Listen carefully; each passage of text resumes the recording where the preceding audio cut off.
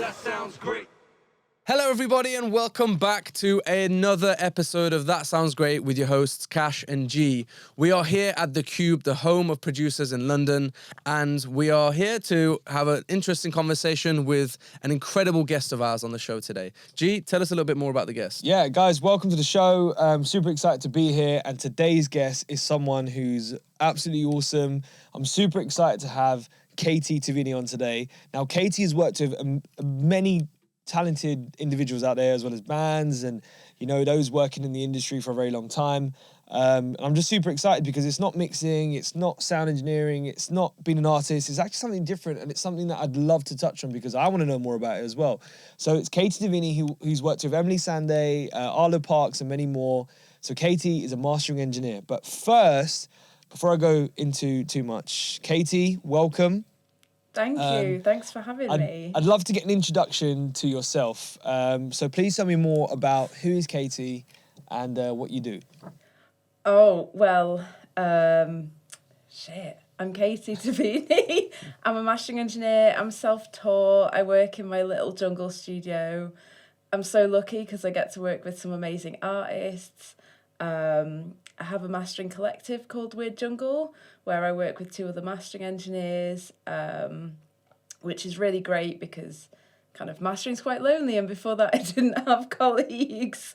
So yeah, that's kind of what I do. I have a community called 2% Rising, which me and a friend called Rux, she's a producer, we set up together. So that's for women and gender minorities in the music industry. Nice. And at the moment, I'm also a executive director of the Music Producers Guild. Wow. Nice. Juggling a few roles there. That's impressive. And was you at the MPGs this year then, Katie? I was. Probably missed it. Oh no, that's when we first met. That's actually. where we first met. Yes. Was that the year you won Mastering Engineer of the Year? I've never won. I've been nominated 3 times. Oh, nominated, sorry. I'm too young to win. Oh, man. Oh, you're going to win. Yeah, it's a matter of time by the sounds of it. Not for a few years. And when you do, I'm coming on the stage with a bottle of champagne. Oh my God, yes. So what was it that actually made you want to get into mastering over anything else? You know what? It was purely an accident. I don't think anyone kind of thinks, oh, I really want to be a mastering engineer, because it's the least seen bit of the music industry. So I always wanted to be a studio engineer because I'd seen, you know, interviews with producers and engineers and thought, oh, that looks amazing.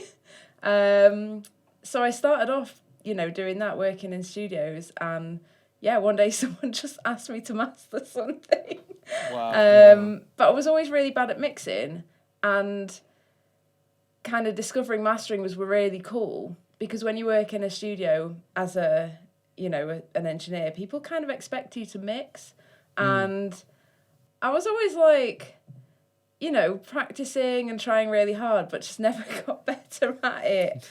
I really respect people who mix, because to me that is the hardest thing ever. Wow. But yeah, just accidentally mastered something one day. I said to this guy, I was like, no, you need to go to a professional.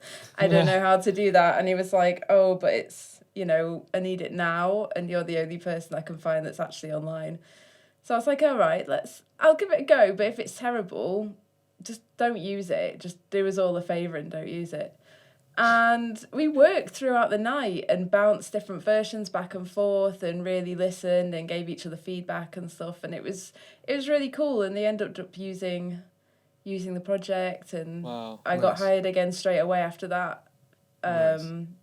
And then I thought, well, I best teach myself how to do this, because I don't know what I'm doing. It's been a really long learning curve, but, you know, every day is different in the studio. Every type of music that comes in is different. It's always, every day is something new, and I'm constantly learning. So, yeah, I love that about mastering. Wow. I want to touch on, Katie, just as we were speaking about mastering, I want to touch on like the online perception of mastering and some of the things that I see when I'm online, and you know what I'm going to ask, but there's a massive difference that I can hear from mixing versus mastering, right? And when people ask me, I'm always like, mastering is more of a science, you know, it's science-based, but I want it to come from you a little bit. So first of all, when you're designing your studio, right? Obviously, when you're designing a studio for mixing, you're going to place rock wall panels or whatever it may be, specifically for mixing, reflections, stuff like that. What's the difference in when you're setting up a mastering studio compared to a mixing studio? Is it the same thing? Do you still set up kind of the reflections with rock wall panels from the speakers? Still got your sweet spot? Everything's exactly the same? Yeah, pretty much. Okay. I mean, I think knowing your room is more important, and like knowing your speakers and knowing what music sounds like in there is more That's so important than true. having like an acoustically perfect environment. But yeah, I worked quite hard to get my studio sounding really good. And looking really good, may I add? And looking really good. Can we just give the viewers and listeners, the Do you want me viewers to do a little spin? talk? Yeah, do a little spin. There we go. Check that out. It's quite chaotic at the moment. Wow. Just It's just always summertime in there. well, yeah, it's quite nice. It is nice in summer because it feels really cool and dark. But in winter, I've got sort of lamps everywhere that aren't turned on Nice. at the moment. Nice. But in winter, you need like that light because for some reason the speakers in here just absorb any daylight. Oh, of course. Which now it's kind of fine, but yeah, in winter it can get a little bit depressing. A little bit too much. No, I can imagine. That's awesome. Yeah, sorry. I just want to go back just a little bit to mixing versus mastering still. So what is the difference then, Katie, between mixing and mastering? Because I know obviously there's a massive difference for me. But then you see the online perception of -9 laughs for Spotify and something for Apple Music and blah, blah, blah, blah. But then when I'm with a mastering engine, I'm sitting with them in Metropolis and I'm in a session and I'm like, wait, there's no -9. Wait. They're not even kind of reflected. So where does that come from and kind of like what is the massive difference? Well, mixing is leveling out all of the different instruments in a track, and that can be super creative, and so can mastering, but in a really different way. So with mastering, there is all of these guidelines on the internet of what will sound best on Spotify, what will sound best on Tidal, Apple Music, all of those things, but I think at the end of the day, as long as you get something sounding the best that piece of music can sound, you're onto a winner. Whereas if you're constantly thinking, oh, I need to make this sound great on Spotify, the Spotify algorithm will change in 5 years' time. But like their processing will change. Spotify's been on quite a big journey since they first launched. Who knows what's gonna I've no idea what stuff's gonna sound like, but if you can make stuff sound the best it can for that individual project, then it's always gonna sound good. Yeah, and is there a specific headroom that you leave, or I don't know if you're allowed to say, but is there a specific headroom that you would leave on every master overall? So regardless if it's rock, if it's hip hop, if it's R&B, is this something that you stick to? Because obviously with mixing, you get the argument of it's more about the sound, more about how you hear it. And obviously now what I'm trying to come across here was the science part of it. Do you have to stick to a guideline and you stick to that guideline? No, but sort of I tend to master to minus 0.2, I think. Okay. Just because that seems to be what other mastering engines are doing. I'm really not a science mastering kind of person. I'm more of a how does it feel. I'm a music fan, mainly. Like, when I get something into master, I'm thinking, what's the intention behind this music? What's the emotion behind it? How can I bring out more of the feel? So I kind of approach things from a much less techie direction, but then my background is in music and not tech. I didn't do a production course. I've never studied this. I'm completely self-taught, whereas I have been a musician, so I'm kind of coming at it from the artist's perspective a little bit, I guess, and just kind of trying to enhance their vision. Obviously with making formats and stuff, there are things that you've got to bear in mind. So making vinyl sides, kind of making them a bit more dynamic and making sure that, the limiter isn't sort of crushing all the life out the vinyl sides. And when you make, Apple Digital Masters, obviously they have really kind of strict guidelines of, how you have to present the audio to make sure that there's no intersample peaking happening. But yeah, other than that, when I kind of, when I start work, I listen and I feel, and it's quite a holistic process. It's quite emotional. And I don't think people really talk about that side of mastering. The bit of mastering that you see the most online is always the audio processing, and there's so many YouTube videos where people are like, oh, I've got 7 EQs, I've got a multiband compressor, I've got a normal compressor, I've got an expander, I've got a stereo widener, I've got 17 limiters. Whereas actually, the things that we do is, I never start off like that. I don't start off with anything. And I always think, what does this music need? It's always driven by what the music needs, rather than I'm just going to process audio for the sake of it. And also the parts of mastering that people don't really talk about online is the quality check. So, that's the first thing that I do, is just check that the audio is functioning in the best way it can. So sometimes, and this happens all the time, is people like maybe cut off a tiny bit of the fade out at the end of a song, or is there a bit of talking in a vocal mic, or are there some clicks that, I could remove for them. So just really making sure that everything's kind of sounding polished, because when you've produced an album, some people produce an album over 2 years and they're so invested in it, and it's really hard to see, especially when you're used to hearing things. So it's really my job to catch anything that perhaps shouldn't be there just before I master it. And then the other part of mastering is the really boring part, is making formats for people. And it's basically like glorified filing. But I think, releasing music is really hard and really stressful, and it's really important for me that whoever I send some final masters to has every single format that they need really clearly labelled, just to make their job releasing music a little bit easier, because it can be so overwhelming, and I need to make sure that they can find exactly what they're looking for really, really quickly, and understand what that is, and how to use the different formats, and where to use the different file types. And at what point did you realise you could do this full time?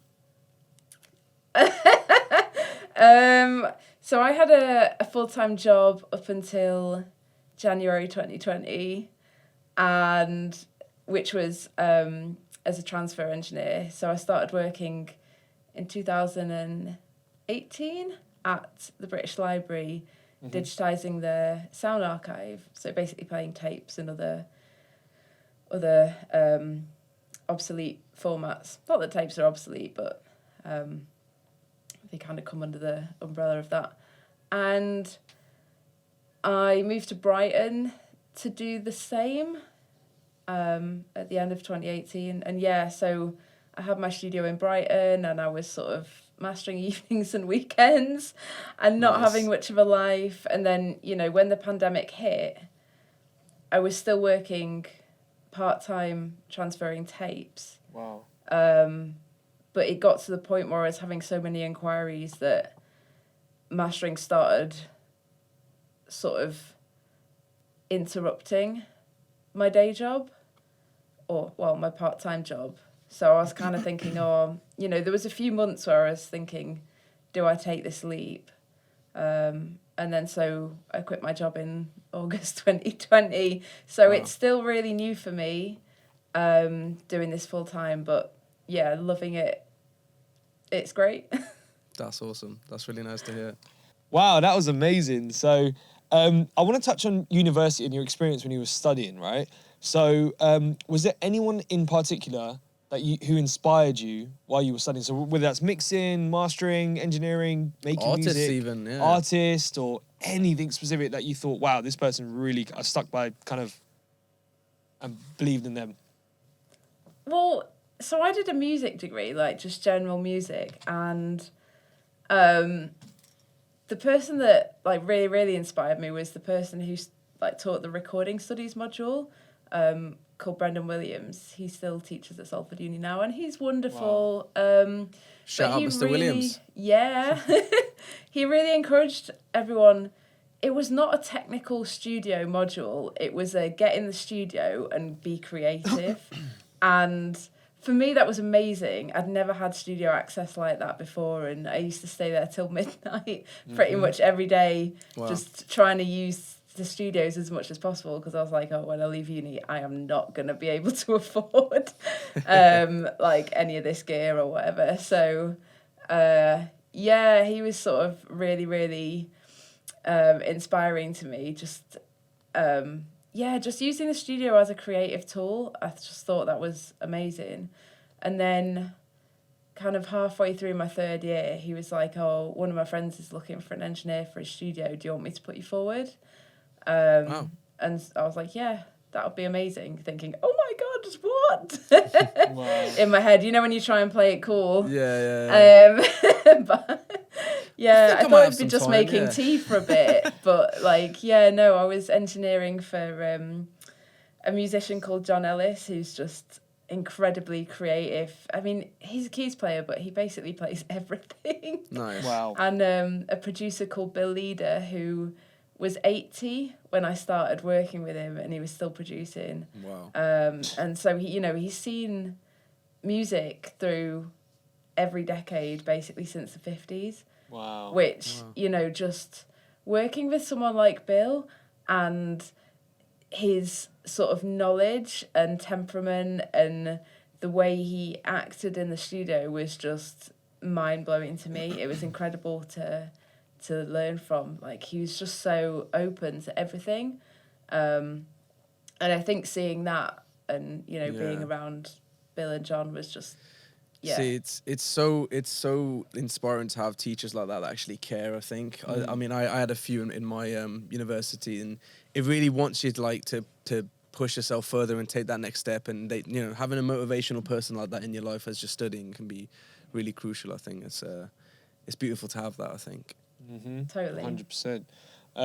Yeah, no, same as what you said there as well. It's just really important, and have someone like you said who's gone. Oh. Rudely interrupted. But it is that time of the show, Katie, which we like to call the album interlude section. What that basically means is that you have 60 seconds to answer as many quickfire questions as possible, a mix of music-related questions and random ones, so apologies in advance for those. How does that sound? Terrifying. Let's do it. That's what we love to hear. This is exactly what we're here for. All right, cool. So your 60-second timer starts now. Which artist did you idolize as a kid? Oh, like Slipknot. I don't know why. Monitors or headphones? Monitors, always. What's your studio drink? Water and cups of tea with oat milk, 1 sugar. Okay. Studio pet or no pet? Oh my god, I wish I had a studio pet. I could talk about cats for ages. I love them. Bring me a cat. Someone send me a cat. No, London or Brighton? Brighton. Okay. Mac or Windows? Mac. 2 artists you'd love to work with? Oh my god, there's so many. Go. Any on Ed Banger Records. Okay. Just any. Digital or analog? Oh, analog. What's your favourite studio snack? Protein shake, functional. Favorite Beatles song? Oh my god, that's so hard. Oof. In My Life, maybe? Oh. Fair enough. Or Beach Norwegian Wood. Wood. You just got that in there. Just got that in there. We're going to give you that one. That was a good amount. Wow, to be you fair. did all right. That was... I mean, you cheated on a few of those answers there. You gave I us some, know. like, very I know. broad... Yeah, answers. yeah. She gave me 2 answers for the favourite studio drink. That surely can't count. We're gonna have to speak to the internal admin media team about production that. team. Well, you can't drink cups of tea all day. It's not good for you. You've got to Wait, have a... you're having water, cups of tea, protein shakes, all the fluids by the sounds of it. yeah. But no, that was really good. I think you did all right there. We're gonna have to tally those up. The for anyone that's watching and listening, we'll tally it all up at the end of the season, and yeah, we'll see how everyone performed. Katie, I think you did really well in that album Interlude. I'm super excited to go see what the results will be. But yeah, no, so let's go back into the questions now. Something I really want to ask as well. Obviously, I know I'm being this whole mixing versus mastering thing. I'm not trying to do that. But what I want to do is figure out stuff, obviously, for this new generation of creators. Not even new generation, just new creators. The other day I was speaking to someone who was actually a 6-year-old DJ. What? From COVID. 6-year-old. So when you say new generation, 60. Oh. 60-year-old DJ, just out of COVID, just started making beats on their iPad, and now they're That's a DJ. amazing. Amazing stuff. And so saying new generation, I genuinely mean the whole spectrum of people new into music, right? So we're speaking to them here. How involved is the artist in the process of mastering? Like, do you get the artist coming down? Do you go back and forth with stems or the masters or? Yeah, and also does it depend on the artist as well? Yeah, it totally depends on the artist. Basically, the artist can be as involved as they'd like to be. I don't do attended sessions.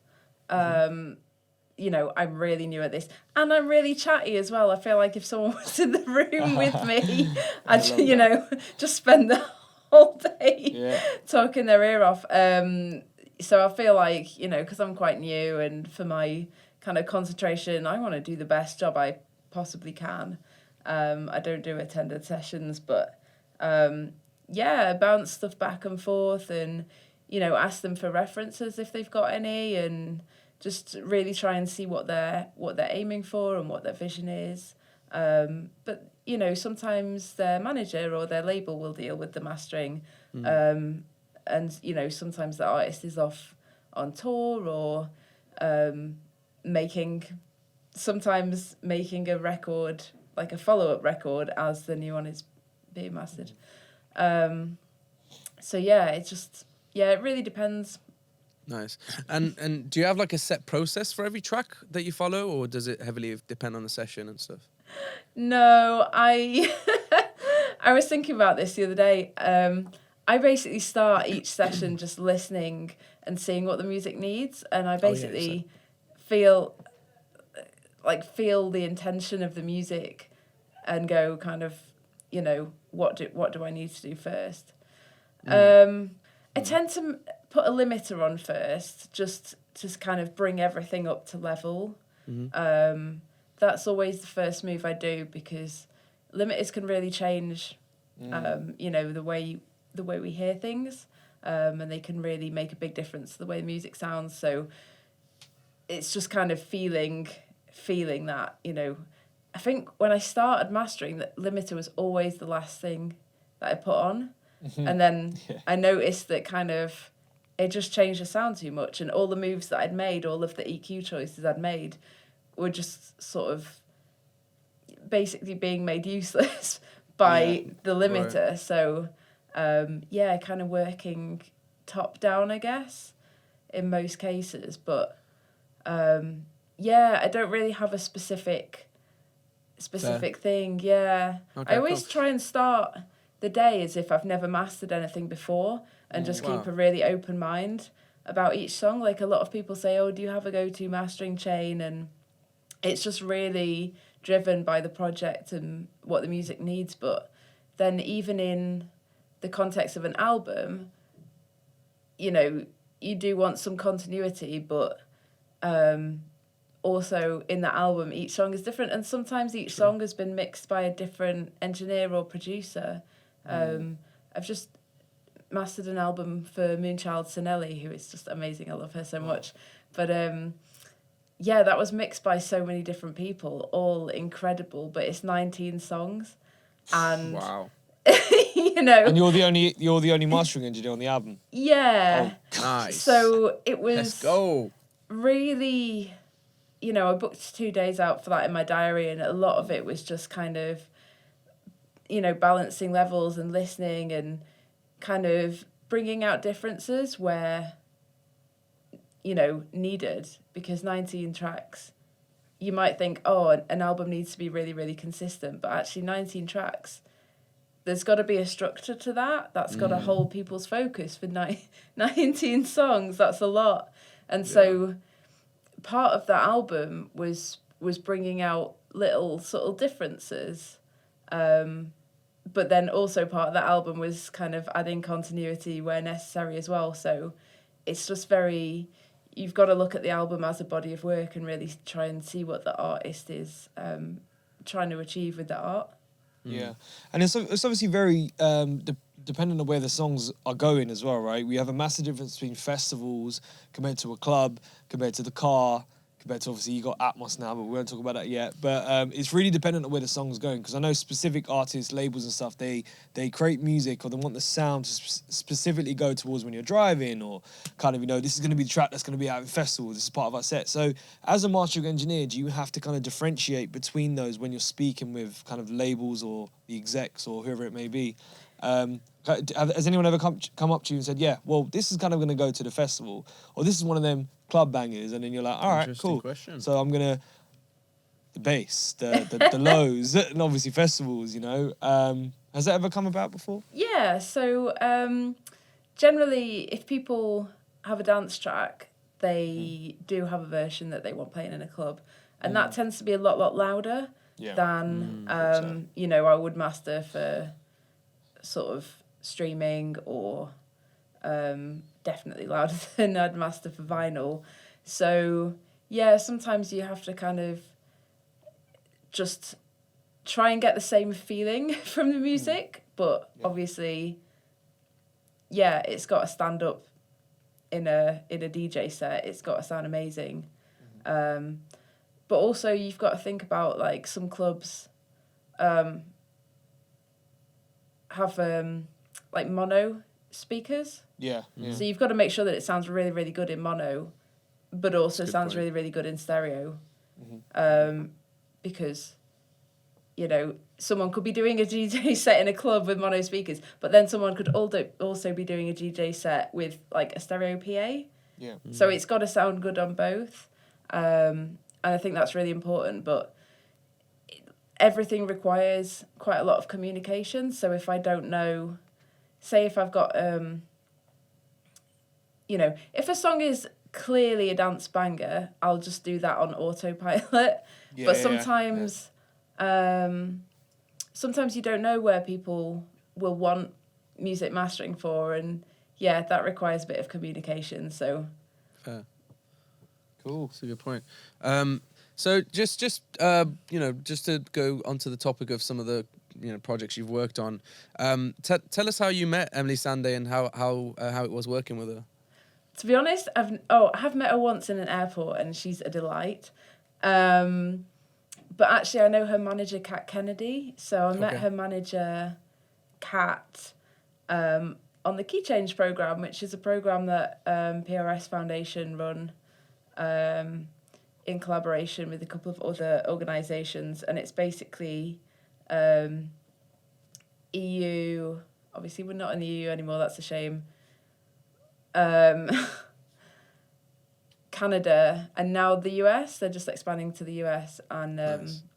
It's a 1-year program where gender minorities in music can apply, and you basically get support. So like, I think it's called capacity building. So it's workshops, you get to travel, go to different festivals to meet people. Nice. So it's very, very cool. So we met in Sweden, and I just mastered Nadine Shah's album when we met, and she was like, "Oh, are you Katie? I've heard your work on Nadine's album," because Kat works with Nadine's manager. And we just got chatting, and she said, "Oh, I manage We Are Scientists." I was like, "Oh, I love We Are Scientists. They're one of my favourite bands. I had pictures of them on my walls when I was a teenager."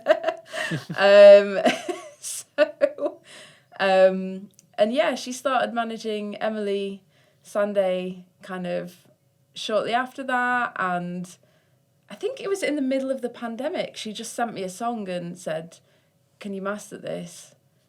Yeah, all right. For Emeli, and it was before she'd kind of announced that she was managing her, and I was like, "Oh my God, this is the scariest job of my life." I had so much anxiety sending off that first draft master, just because she's so iconic. Amazing.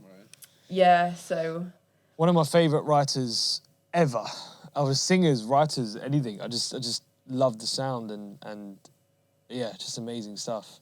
yeah, she's an absolute icon. So it was really fascinating to hear that you worked with her. And I was just curious to see how you guys met. Cool. So I just want to, before we kind of start wrapping up and stuff, Katie, one of the biggest things that we've spoken about before is that aspiring new musician, mastering engineer, whatever it may be. But kind of what advice do you have? Because you've been, like you said, you've been doing this full time for kind of a short time, we could say, because obviously as engineers, you've been doing it for 10 years or whatever it may be. So, and obviously you've created a brand for yourself, and I followed you from the LinkedIn days, so early days. But what advice would you give to someone kind of starting out, you know, mixing's not working out, writing's not working out, and they're looking at mastering, it's something new, or whatever it may be, or maybe they just picked up mastering. What advice would you give? Be really open-minded, keep learning, be really, really nice to everyone, and just, be respectful to people. Work really hard. And have a protein shake in the studio. Yeah. There's no hours with what you do as well, right? I feel There's no like specific hours. That's really bad advice, but I'm so hot in here, I can't think. I think that's perfect Oh my advice. No, God. that's Blame me. sweet, simple. Work hard and, you know, deliver stuff on time. That's probably good. That's probably a good one as well. Yeah, no, it's Cool. it must be hard to break into the industry more so now than ever before, I'd imagine. So yes, it's always good to have, you know, the likes of yourself on our platform to you know, give some inspirational words to some of our viewers and listeners out there. So thank you so much for that, Katie. And it's been incredible having you on the show today. Thank you so much for taking the time out of your ever hot day. You're welcome. Really appreciate Thank it. What you is so it, the much for having me. hottest day of the year in the UK? Or If it hits 38.7, it will be the hottest day of the year ever. So hottest day ever in the UK. At the minute, it's on like 36, so we're nearly there. Wow. 2.2. So listeners, please, we may hit a record with Katie Tavini today. Damn, there we go. Awesome. Cool. But yeah, again, thank you so much for coming on the show, and we're looking forward to actually meeting you in person and doing some work with you in the future. Fab, thanks so much for having me. Thank you so much, Katie. Honestly, you've been amazing, and definitely catch up soon. And thank Sweet. you. Awesome. Well, Cheers, thank guys. you everyone for watching and listening. If you enjoyed today's show, please make sure you leave a like and a comment if you're watching on YouTube. And if you're streaming on your preferred digital streaming platform for podcasts, please make sure you review this podcast. 5 stars? Should we do 5 stars? We can do 5 stars. And as usual, guys, please tune in every fortnight for new episodes. And take care. Take care, everyone. Bye. Bye-bye.